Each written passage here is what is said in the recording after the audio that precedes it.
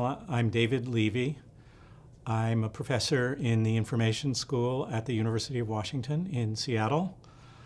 I have a long history of various contemplative practices going back more than 30 years.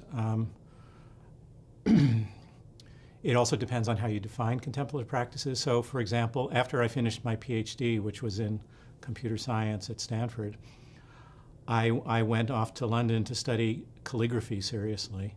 And as I look back on that, that was my first time when I was really taking seriously my body and movement and things like that. And then later followed meditation, which has been really absolutely central to my life, a basic mindfulness practice that I've had for decades. And I've also trained in Aikido, which is a more contemplative martial art.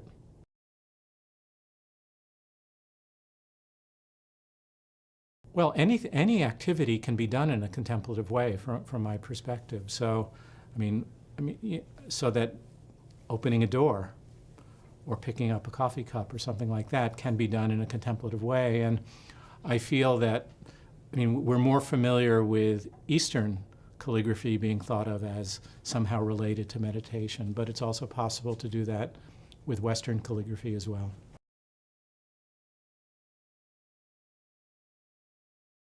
Contemplative practices have been hugely important to every aspect of my life. I would say that especially my long-standing meditation practice has given me a greater sense of awareness, a greater sense of connection to the world and to myself. It's made it possible to live a better life. And so, of course, that affects how I am with friends and family, and it affects how I am when I'm in the classroom teaching.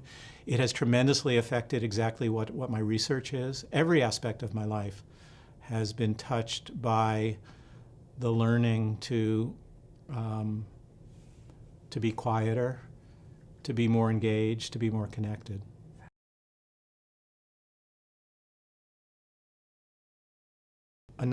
Several different, I'm involved in several different contemplative communities. One, although I don't consider myself a Buddhist, I'm not a Buddhist, but I do sit with a community on the West Coast that's led by Norman Fisher, who is a pretty well-known Zen teacher and has also been a friend of mine for a long time. And he doesn't actually have a practice center. He has a very strong website, and he teaches, he leads retreats up and down the West Coast, all the way from Mexico in the south up to Vancouver. So a couple of times a year, I sit with Norman and with his community. So that's probably the core sitting community. I'm also very involved in a group of people, mainly academics, in the Seattle area called Curriculum for the Bioregion. This is a group of people who, in addition to being concerned about the environment, are trying to bring contemplative awareness to bear on the challenging problems of the environment. And this is a community, so this has become a real kind of practice community for us. We meet multiple times a year, we sit, we talk about the relationship between our contemplative practices and our teaching and our research. That's a second community. A third group that I'm very involved in is more recent. A friend local to the area wanted to start a kind of contemplative men's group. And so 3, 4, 5 times a year we've been getting together to spend the evening together, to start by sitting, to cook a meal together, and then to have a discussion. The other thing to be said is that I am, in my own religious tradition, is that I'm Jewish.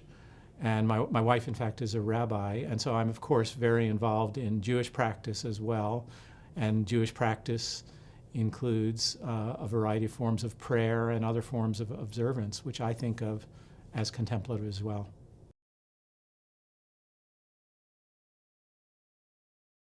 I think there's huge value in the conversation about bringing contemplative practices further into teaching and education. It's absolutely central to what I do. I created a course about 7 years ago, 2005, 2006, maybe 6 years ago, called Information and Contemplation, which is and it's taught in the information school. It's taught to students who are all moving forward with high tech, in one degree or another. It's open to undergraduates, masters, and PhD students, all in the same class. And it's a class where, one, we actually do a variety of contemplative practices, including basic sitting. We learn about them, but then we apply what we're learning to what does it mean for each one of us to use our various tools, our laptops, our smartphones, to be on Facebook, not to be on Facebook. Basically, I lead students in a 10-week process that allows them to become more mindful of their own use, and then to possibly make further decisions about when and how they want to use these tools. We also talk, of course, about what does it mean for the entire society that we're so plugged in. So that's one course that I have basically developed, and it's going very well. And I'm also part of this community created by the Center for Contemplative Mind in Society that's based in Western Massachusetts, which is really a community that brings together academics from all over the country, from all the different disciplines, who are bringing contemplative practices into their own teaching. So both in my own teaching, I see it as absolutely central, and also I'm delighted to be part of a national network of faculty who are doing this as well.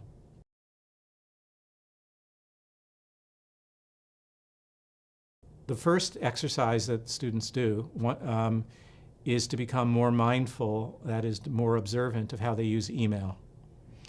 And the reason, by the way, I choose email is just because in today's world, it's still, especially in universities, the only guaranteed universal medium. You guys may be communicating a lot more on Facebook and Twitter and who knows what else, but everybody at the university, students, faculty, and staff are all using email. So basically what I have them do is I have them spend a week where they have to spend each day maybe up to half an hour observing what happens when they use email.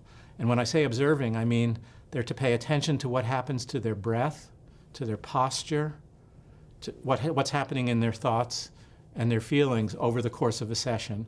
I also ask them to see if they can notice the moment when they suddenly feel like they want to check email. And at that very moment to say, what's going on in my mind and body? And then also when they decide to stop doing email. And of course I know some people do email all day long. We build that into the exercise as well. And it's the first chance for many of these students to actually realize that they can see their own immediate experience while they're online. And that turns out to be a very powerful thing. They begin, and then to realize that they can make discoveries about their own use of email, not somebody else telling them guidelines, not their parents or someone saying you're on email too much or whatever, but to see literally what their mind and body is telling them. And so in this first exercise, everybody makes discoveries. Some of them are about things that they could do better, and some of them are actually, some of the discoveries are about things that are already working really well. So for example, I've had a student say, wow, I never realized how focused I was when I'm doing email. And she said, I would never have guessed that one of the most focused times during my day was email. So that's really interesting for her to see. I've also had other students say, wow, when I'm doing email, I can barely stay focused at all. I don't tell them what they should do with these discoveries. I'm not trying to tell them how they should change their behavior. The next step then becomes, well, all right, based on what you're seeing, what do you think is healthy for yourself? And the other thing that's great about an exercise like this is I'm doing it in a class full of students. So everybody's getting to hear from everybody else. And because I've managed to create a trusting and honest atmosphere, nobody really has to feel like, well, if I say this, somebody else is going to say, well, that you're doing it wrong, or you have a problem. And so as the quarter goes by and we do more and more different kinds of exercises, I really feel students' honesty. And that goes along with the mindfulness practice itself. Can you really, can you be honest and non-judgmental about what your actual practice is in the moment? And then when you see that, how does that lead you to make changes? And by the way, we go on to look at multitasking in this, sort of in the same way. So we also, because there's sort of two dimensions to what I do. There are the exercises that are about just observing.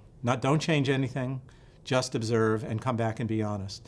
So we do that with one practice like email. You could do that with Facebook instead. We do it with multitasking, where I actually get students recording, because it's harder to observe yourself when you're suddenly doing a million things at the same time. So I have them download something like Camtasia, which you can get a trial version of that for free on a Mac or a PC. And so they actually record the screen while they're multitasking, and if they want to, they can also record their face. And then they go back and look at their multitasking behavior. And I ask them questions like, why did you switch when you switched? Or what was it that triggered you to switch or not to switch? And out of that, again, comes a very interesting set of observations. The other kind of exercise that I do is one where I ask them to take their online behavior as a form of meditation. In other words, let's take email. So if you think of one of the most basic mindfulness practices, if you think of one of the most basic mindfulness practices as being paying attention to the breathing, and when your mind goes somewhere else, noticing that and coming back to the breathing. So I say, okay, I want you to do 15 minutes of email where you're going to do nothing but email, and every time you're tempted or you start to go to something else like Facebook or surf the web or something, that's a distraction. Bring your mind back to your email, all right? And so it's kind of, and they see that there is a parallel with that. And the final exercise is one where we actually do that with multitasking. So this whole series of exercises is actually giving students both the tools to be more mindful, to make more changes in a non-judgmental environment in which they can come to their own decisions. Another thing that students have observed in this course is that it's wonderful to see the range of different responses that people have. So they're never again going to think that everybody does the stuff the same way, or that one size fits all. Take the inbox itself. As you say, the inbox, I mean, sometimes people have multiple inboxes, but sometimes people collect them all in one place. Another whole dimension that people discover about what's challenging about being online is how emotional it really is. You don't really realize how emotional it is to scan your inbox until you're really paying attention to your breath and your posture and all of that, and you see that just moving your eye from subject line to subject line can be jerking you around between all these different dimensions of your life. And some of them are about obligations, and some things you're overdue with, and all those things. So in the space of a few inches of just scanning down your inbox, your emotions and your intellect are being jerked around all over the place. And once you begin to see that, then you, of course, that gives you more choices about how you want to deal with your inbox.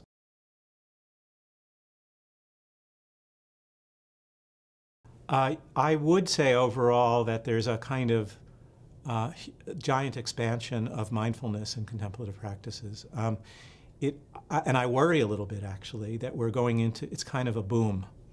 Boom, and then what happens after a boom is a bust. So on the one hand, I'm really excited, as evidenced by this conference and other events that I go to, that there is a kind of mainstreaming of this phenomenon, and I think that's very good. But I also worry that it's either going to be oversold, which is part of what happens with a boom, or that it's not going to spread with enough wisdom in various ways. So overall, yes, I think there's a really big expansion, and I think it's really good, but I also feel some caution about it.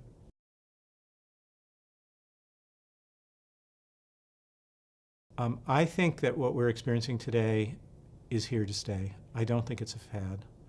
I mean, there are faddish elements to it in a way, and we've seen the giant yoga boom happen, and and yoga has been, there's growing criticism of the ways in which there's growing criticism of the ways in which yoga is being decoupled from its traditional practices and the dangers of that. But overall, I think that what we're seeing is a global wave of understanding that is finally coming around to the West. What many people don't realize, and this is also something I teach and write about, is that the Western tradition, the Western secular tradition, has more contemplative background than we realize. The ancient Greeks, Plato and Aristotle and so on, it turns out, we're not just teaching abstract philosophy about, what is good and what is right and what is a good life. They were actually the heads of communities that were teaching contemplative practices.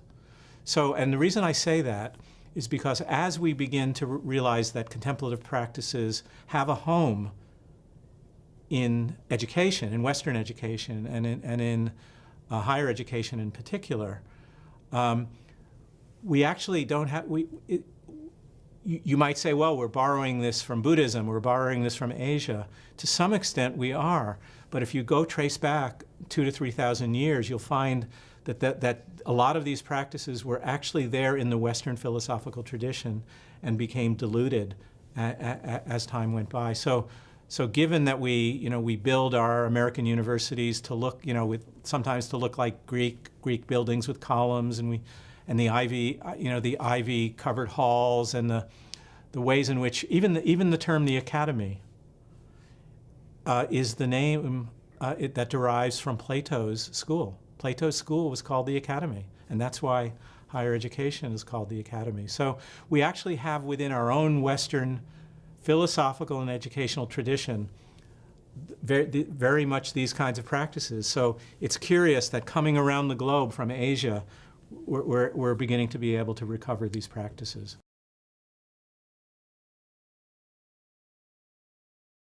No, I'm actually not. Thank you for asking. By the way, there's a French philosopher named Pierre Hadot, H-A-D-O-T, who's written a number of books about this. Quite eminent philosopher, quite old now, and a couple of those books are translated into English.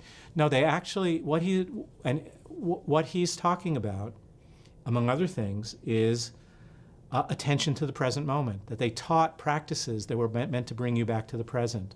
They taught meditations on death. They no doubt taught breathing practices and things like that. Things that are much, much closer to what we today think of as contemplative, as well as, of course, things like the Socratic method. But that's not what I was referring to.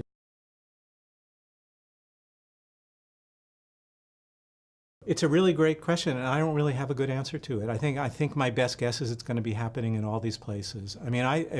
We're seeing it happen in childhood education. We're starting to see it happen in higher grades. It's clear that contemplative practices are catching on in healthcare. They're beginning to surface in law. People are writing books about and teaching about how to bring this stuff into the workplace. So I don't know that I could even guess whether any one of those will be more prominent than the others. It looks like it's happening everywhere now.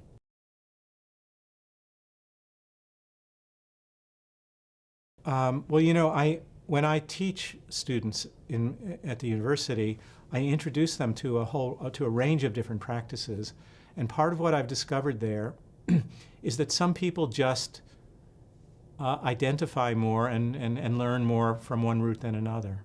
So some students find sitting meditation, just sitting silently, to work really well for them. Other students find walking meditation to speak to them. Others find even more dramatic forms of meditation in motion, like Tai Chi or other martial arts. So I actually think, that's fabulous. It means, I don't think that there's one, better practice.